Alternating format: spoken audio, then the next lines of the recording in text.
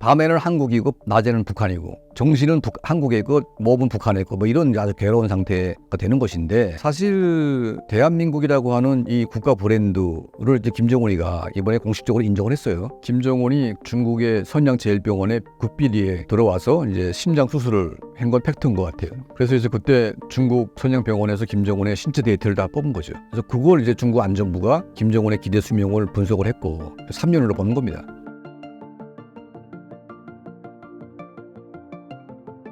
북한 내부에서의 남한에 대한 인식이 어떤 상태인가요? 그게 이제 한류 드라마의 힘인 거죠. 모두 다 한국을 꿈꾸고 있죠. 밤에는 한국이고 낮에는 북한이고 정신은 한국에 있고 몸은 북한에 있고 뭐 이런 아주 괴로운 상태가 되는 것인데, 사실 대한민국이라고 하는 이 국가 브랜드를 이제 김정은이가 이번에 공식적으로 인정을 했어요. 근데 그거는 김정은이 한 데는 굉장히 실책일 겁니다. 그러니까 두 개 국가론을 공식화 하려다 보니까 원래 뭐 남조선 뭐 괴뢰 뭐 이런 식으로 이제 평화하다가 이제는 대한민국 국호를 갖다가 이제 인정을 하는 바람에 북한 사람들이 대한민국이라는 나라 이름을 원래 불렀는데 이제는 대놓고 부르게 돼 있어요. 그 국가 브랜드가 가지는 이제 엄청난 심리적인 파워, 이게 이제 북한 사람들에게 이제 공식적으로 각인이 됐고, 이미 오랜 시간 동안 한국 드라마, 저희 단체가 이제 북한의 USB를 통해서 드라마들을 뿌리고 있는데 이 드라마의 효과가 엄청납니다. 그래서 드라마 한 편 한 편이 어떤 영화들은 국제시장, 이런 영화들은 우리가 아주 대놓고 뿌렸어요. 왜냐하면 이제 국제시장이 이제 한국, 대한민국의 경제 발전 과정이 그대로 녹아 있는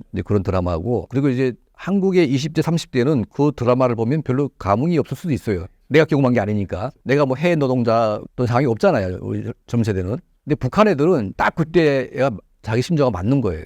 다른 건 뭐가 있냐면 이 사람들은 동독에 가서 막 광부 이러고 했지만 월급은 다 받았다는 거죠. 근데 북한은 월급의 80%를 다 뜯긴다는 거예요. 자유도 없고 독일의 라인강에서 막 데이트도 하고 막 그러잖아요. 북한은 감옥처럼 만들어진 이런 세트장 안에서 살아야 되고, 그러니까 이런 영화 한 편 한 편이 이 대한민국이라고 하는 나라에 대해서 다 알게 되는 그런 과정이다 보니까 이게 너무나 우리가 많이 뿌리기도 했고 안에 퍼졌어요. 그래서 이제는 북한 사람들이 대한민국에 대한 거부감이 없어요. 그러니까 이제 평화적인 통일이라는 게 뭐냐? 북한 사람들이 대한민국에 대한 적개감을 사라지게 만들고, 그리고 그들이 대한민국에 대한 좋은 감정을 가지게 하고, 나중에 통일의 기회가 왔을 때 북한 기득권 세력이 하지 말자고 할 수도 있어요. 독일처럼. 독일의 공산당, 동독 공산당 호네코가 통일되게 되면 소독의 노예가 된다고 막 해가지고 막 거짓말했는데 동독 주민들은 투표로 통일로 갖다 이렇게 밀어버렸어요. 그러니까 우리는 이제 그렇게 가는 거죠. 그리고 이제 북한의 기득권 세력이 남아서 통일을 방해할지 모르겠지만 북한 사람들이 통일을 원하고 있고 통일로 가게끔 우리 대한민국 국민과 정부가 이걸 갖다가 계속 이제 우리가 유도를 해야 되는 겁니다. 그러니까 이미 이제 북한 사람들에게는 대한민국의 유일한 희망입니다. 대한민국으로 갈 수밖에 없습니다, 이게.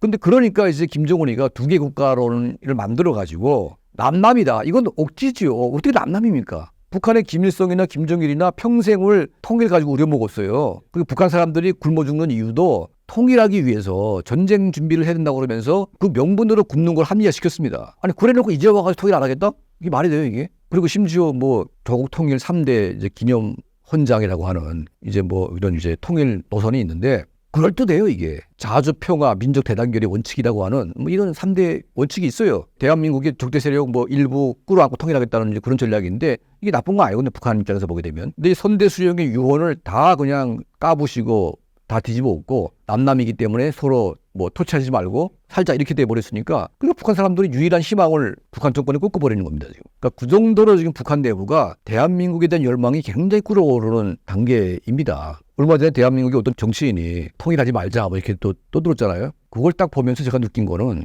야, 저 사람은 북한에 매수된 간첩이 아닐까 하는, 아니 이게 정상이 아니지 않습니까? 아니 우리가 통일해서 뭐 약간 뭐 우리가 뭐 세금 더 내야 되고 뭐 이렇게 생각할 수 있지만 통일하지 말고 그냥 살자 이런 거는 다른 문제거든요. 통일이라는 것은 이제 우리가 어떤 이득을 떠나서 약간 생존의 문제이기도 하면서 또 이제 인도주의적인 인권의 문제고 더 자유에 관한 문제이기 때문에 이런 책임 있는 정치인이 그런 말을 한다는 것은 굉장히 이거는 위험한 이야기고, 그런 말을 하는 순간 정상 국가라면 그 사람은 매장되는 게 그게 원칙인데, 그게 하나의 어떤 논리처럼 주장처럼 이제 평가가 된다는 것 자체가 이 대한민국의 어떤 그런 이 자유민주주의 체제의 어떤 오염된 그 심각한 사례가 아닌가 그런 생각이 듭니다. 예. 김정은의 건강이 갑자기 악화되었을 때 후계 구도는 어떻게 흘러갈까요? 이제 북한이라고 하는 이 어떤 현상, 이 국가의 어떤 이런 형태는 한반도에 존재했던 어떤 형태의 국가와 유사했던 점이 있는 것 같아요. 그러니까 역사라는 건 약간 되풀이되는 경향도 있고, 그러니까 어떤 특이한 상태는 언젠가는 특이한 경향이 나타날 때가 있는 거예요, 사실은. 그럼 우리가 과거에 북한과 똑같았던 그런 국가를 우리가 이제 쭉 유추해 보면 고려 시대 때 최씨 무신 정권이 이제 북한하고 똑같았어요.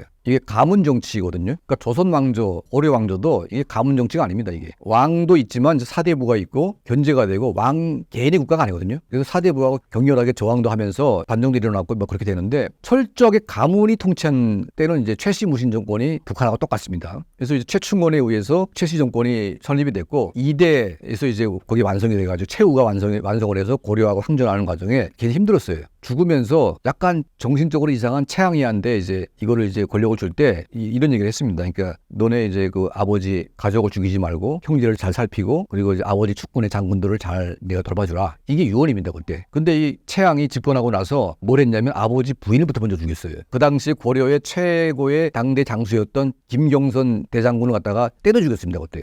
그러면서 이제 무신들이 이제 이게 들고리 나가가지고 이 최양 정권을 이제 뒤집어 엎는데 그때 사대를 얘가 굽사하면서 사대를 세우는 과정에 이제 정권이 붕괴되는 거거든요. 그러니까 김정은도 지금 그때하고 유사합니다. 그러니까 김정은이가 죽을 때 가족을 죽이지 말아라. 너 옆에 가신들은 다 잘 관리해라.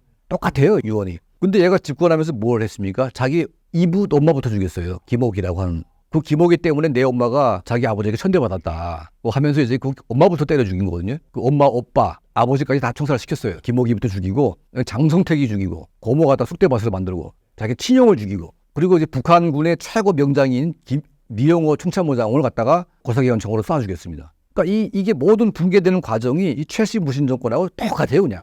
그러고 나서 이제 갑자기 김주애가 나왔는데 이 김주애가 후계자인지 아닌지는 더 두고 봐야 되겠지만 저는 후계자로 보지는 않습니다. 이 후계자가 뭔가 문제가 있는 거예요 지금. 그래서 이제 김정은이가 굽사하면서 사대로 이제 누군가 지명하겠지만 그 과정에 붕괴되는 시나리오가 고려 무신 정권 70년하고 유사합니다 이게.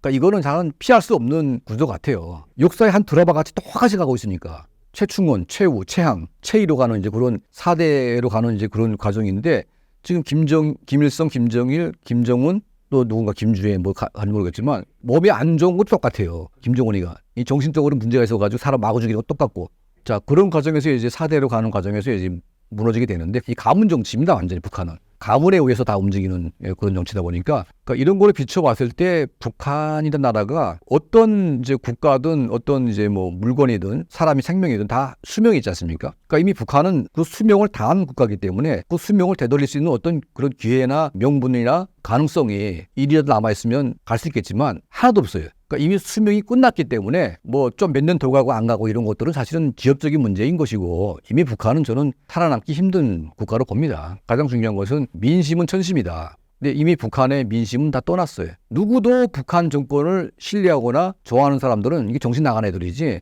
정상적인 북한 사람들은 김정은 정권에 대해서 누구도 좋아하는 사람이 없다는 겁니다. 오히려 남쪽에 더 많을 거예요. 대한민국에. 대한민국이 북한을 지지하는 세력이 더 많다고 봐요. 북한보다. 그래서 김정은이가 저렇게 버티고 있는 거죠. 그래서 대한민국은 내부의 적부터 먼저 청산하고 지금 우크라이나도 보게 되면 러시아가 쳐들어오는데 러시아 편드는 애들이 있어요. TV 현장에서 막 주먹질을 막 때리고 있잖아요. 근데 때려도 그때는 누가 뭐라 안 해요. 저거 맞아야 된다 저런 것들은. 근데 대한민국엔 진짜 그 맞아야 될 인간들이 얼마나 많습니까 지금. 백주대낮에 김정은이 갖다가 막 지지하고 막 그렇게 뭐 환송대회 이러겠다고 대학생들이 막 그렇게 하고 있잖아요. 그러면 이제 뭐 5.18에서 그 전두환 이거 이제 5.18 강주에서 뭐 사람을 죽이고 했다는데 전두환 한영대회를 열겠다. 똑같은 거 아니에요 지금 그게. 그런 정신 나간 애들 세상 어디 있어요 이게. 북한 주민들의 민심이 돌아섰다고 하는데 우리에게 와닿을 만한 대표 사례가 있을까요? 그 사례라는 것은 그 이제 우리가 이제 북한 내부에서 우리가 취재가 불가능하기 때문에 뭐 우리가 듣는 얘기는 꽤 많지만 입증될 수는 없어요. 그러니까 이걸 입증할 수 있는 거는 북한 정권이 행하고 있는 정책을 보면 다 알 수 있는 거예요. 그러니까 뭐 우리 북한말 뭐 보호법이라든지 그리고 뭐 반동문화 배교법이라든지 그리고 뭐 이제 두개 국가론이라든지 이런 법을 만들고 국가론을 만들고 예를 들면 고등학생까지도 드라마 봤다고 총살시키는 이런 거를 보면 북한 정권이 굉장히 취약해졌구나. 그리고 이제 고등학생도 이제 무서워가지고 저걸 죽일 수밖에 없는 나라가 됐으니까 어떻게 보면 북한이 막바지로 가고 있다는 그런 하나의 증거가 아닐까. 김정은의 다음 후계자가 김주애가 아니라는 이야기가 있는데 그 이유가 어떻게 될까요? 그러니까 김주애는 예를 들면 여자가 이제 왕이 되는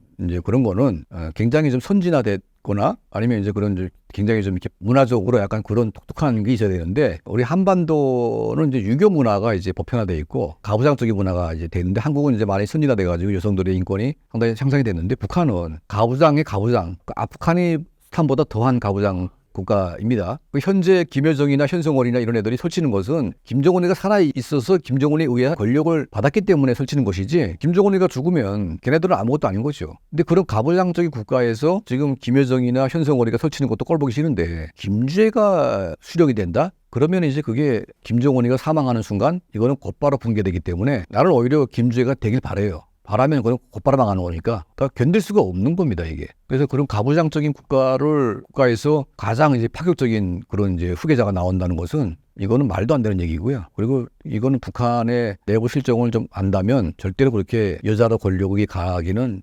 불가능합니다. 그래서 아마 아직까지는 아들이 준비가 잘 덜 돼가지고 못 내는 것 뿐이지 이제 준비가 되고 좀 이렇게 김정은이가 원하는 그 아이가 일정한 정도의 사이즈가 좀 되고 좀 커지면 아마 나오지 않을까. 그러니까 김주애는 지금의 김여정같이 후계자를 돌봐주는 누나가 되든지 아니면 동생이 되든지 뭐 그런 역할을 아마 시키려고 하는 것 같아요. 집권 초기와 비교해 김정은의 건강은 얼마나 악화되었나요? 그러니까 이제 작년 8월 달에 김정은이 중국의 선양제일병원에 급비리에 들어와서 이제 심장 수술을 한 건 팩트인 것 같아요. 그래서 이제 그때 중국 선양병원에서 김정은의 신체 데이터를 다 뽑은 거죠. 그래서 그걸 이제 중국 안정부가 김정은의 기대 수명을 분석을 했고 3년으로 보는 겁니다. 제가 아까 말을 했다시피 김정은이가 오래 살려면 지금 무절제한 어떤 환경을 바꾸고 음식을 또 바꿔야 되고 담배 피지 말고 또 이제 무절제한 그 성관계 이런 것들을 다 줄이고 이렇게 해야 되는데 김정은이의 최대 삶의 어떤 그런 이 환락이 지금 거기서 나오고 있는데 이걸 포기할 수가 있을까요? 절대로 안 되는 겁니다, 이게. 그래서 김정은이는 구웠던 약을 쓴다고 해도 회복되기가 힘들고 그리고 이제 김정은 자체가 숙마 외에는 운동을 할 수 있는 구조가 아니에요. 매해 러시아로부터 지금 명마를 계속 들여오고 있잖아요. 근데 그것도 명마 한 마리가 거의 뭐 1억씩 합니다, 이게. 근데 그거 계속 들어가요. 그래서 그거 왜 들여오는가 봤더니 보통 그러니까 사람이 이제 한 80kg가 되면 이제 신체가 좋은 몸이죠. 그 80kg짜리 2명을 태우고 뛰게 되면 말 허리가 무리가 갈까요, 안 갈까요? 부러지잖아요. 그래서 이게 발목 상하고 허리 상하고 하니까 김정은을 한번 태운 말들이 이게 위험해지는 거기 때문에 계속 말을 수입하는 것이 아닌가. 보통 자기 말이 하나 있으면 그거를 계속 가잖아요. 근데 김정은을 위한 말 수입이 매해 이루어지고 있어요. 그걸 보면 이제 이게 김정은이가 160km 이상 나가다 보니까 얘를 태우고 이제 달리는 말들이 상당한 무리가 오겠구나. 그 말이 무슨 죄가 있겠습니까? 마지막으로 구독자분들께 한 말씀 부탁드리겠습니다. 예, 우리 구독자 여러분들 참 반갑고요. 앞으로 이제 북한의 변화, 또 이제 북한 주민의 삶에 좀 많은 관심을 가져주시고, 특히 통일에 대한 생각을 좀 많이 바꿨으면 좋겠습니다. 이번 기회를 통해서. 통일이라는 게 그냥 이루어지는 것은 아니고, 뭔가 통일의 길을 열어야 되는 거거든요. 우리 국민들이 또 하나의 비전을 가지고, 목표를 가지고, 북한을 어떤 나라로 막 바꿀 것인가에 대한 목표가 생기게 되면, 충분히 통일로 갈 수 있는 길이 열린다고 봅니다. 우리 구독자님들과 함께 우리가 통일의 길을 열 수 있는 그런 이제 방안에 나왔으면 좋겠고, 또 함께 하겠습니다. 감사합니다.